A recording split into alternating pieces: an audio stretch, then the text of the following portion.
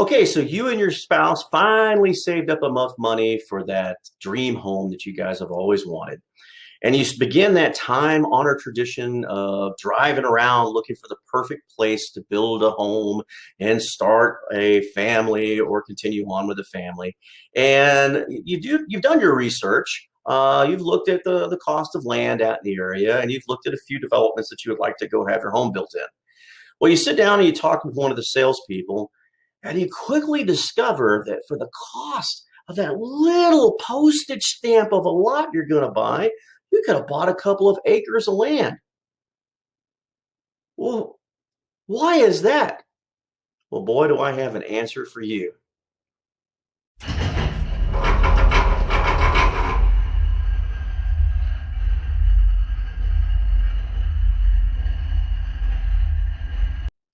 All right, so you're looking at this cost of land and you're going, man, this thing's really different. I could have gone out and bought a couple of acres of land for what I could buy that little postage stamp for.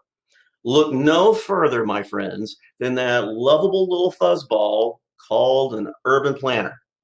So, urban planners are charged with creating economies.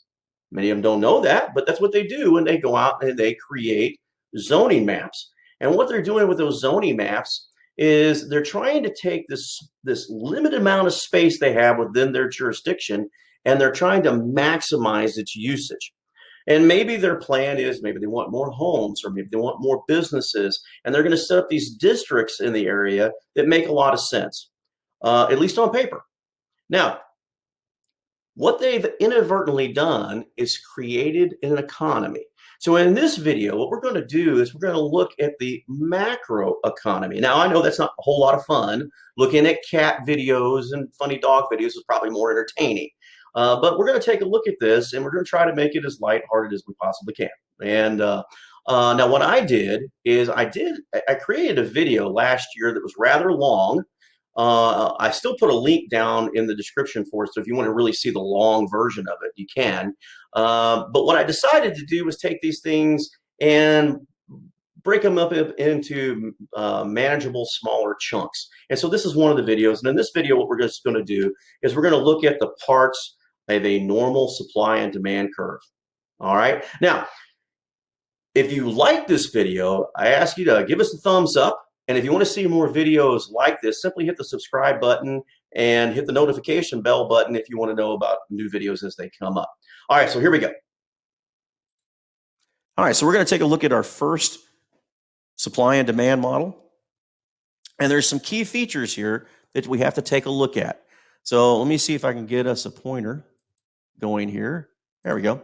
So if we got ourselves a pointer here, we're going to look at we have these vertices here. We have a vertical line and we have a horizontal line on our graph. This the vertical line here is the price. It's the dollar amounts. The horizontal line represents the quantity of an item. And this first line that we look at here that's labeled D is our demand line. Now, in this particular model, our demand line is actually downtrending. Okay. Does it have to be downtrending? No. In fact, it can take on different shapes. It can come across here, go all the way across. It can even go horizontal. And there are some circumstances where demand can actually go up in an upward fashion, but it's usually a sloping down line. Okay. And in our case, we're going to describe it as such. The S line here is our supply line. This is what the market is supplying to us. All right. And it also is a downward sloping line to the left here. Can it move up and down? Sure, it can. It can actually go straight up and down. We're going to talk about elasticity, and that's what we were talking about a second ago with demand is elasticity. But we'll go into more detail about that here in a little bit. Bottom line of the situation is that a sloping line, upward sloping line right here is normally the supply line. Okay. And so if we read this is very simple. So you see an item, a widget, and you're willing to buy one of them here. Let's say it's $12 and you can buy one. You'd be willing to buy two for maybe $10. You'd be willing to buy three for maybe $8 and four for $6. Now, the supplier themselves, there's a cost associated with them supplying these products. And so for them, they get that one item for maybe $2 or $3. They get the next item for, for $4, but they get two in that quantity, and that quantity continues to increase. This section right here, they keep these lines keep forming up until they reach right here in the middle. And this is the equilibrium price. And this is where, by definition, all the benefits of negotiation are exhausted away. Okay? This is the point where the supplier doesn't get anything more, and neither does the person who's demanding the product. All right? There's a line, imaginary line, that runs through that tells us what the price of that item was and how many you're going to get for that. That's that square line that runs through there. Okay? Now, in the top part of that, it creates a triangle. Okay? And that triangle, in this case, is split in half. It doesn't have to be equal in shape. It could be, one could be larger than the other.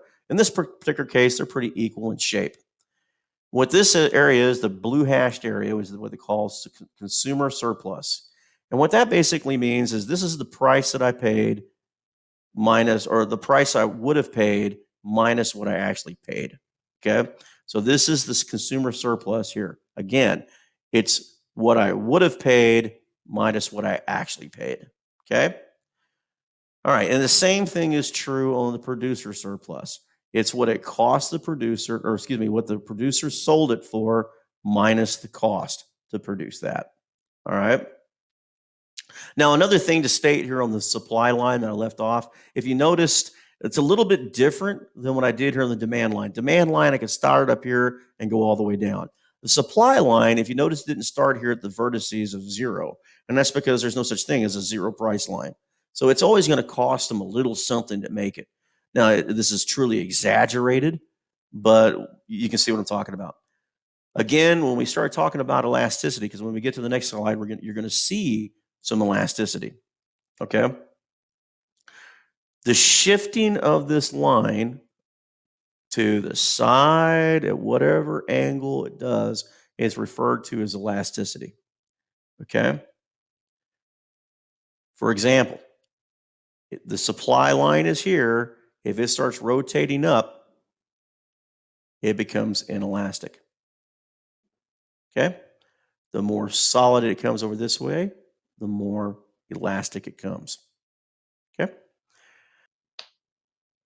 All right. So the key takeaway in this video is that you need to look at the intersection of supply and demand. The equilibrium point is where all of the trade advantages are exhausted between the person trying to buy real estate versus the person trying to sell the real estate. And it's important to understand where the sections of that simple chart are, where you have that consumer surplus and that producer surplus. And so those areas can change, they can vary. And in subsequent videos, you're going to see how that happens, what the effects are when a city steps in and adds planning to the picture. So this was a very simple diagram.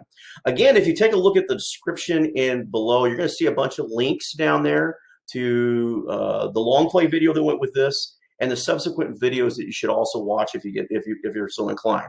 At the end card, I'm also going to put a couple of suggested videos at the end of that one as well. Thank you very much.